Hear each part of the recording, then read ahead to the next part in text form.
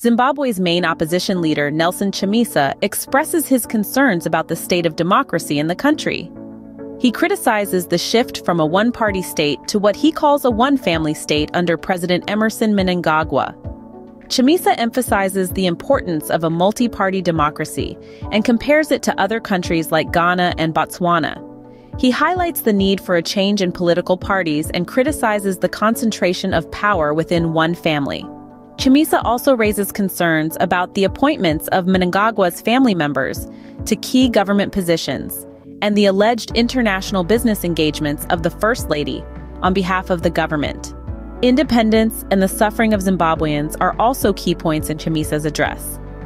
He emphasizes the need for real independence that uplifts the dignity of the people and creates wealth for the nation. Chamisa criticizes the current state of affairs where millions of Zimbabweans are seeking opportunities abroad, highlighting the need for a new meaning of independence that addresses the suffering of the citizens. The script also mentions the disarray within the opposition since Chamisa's departure from the Citizens Coalition for Change, CCC, and the reported factions within the party vying for state funds.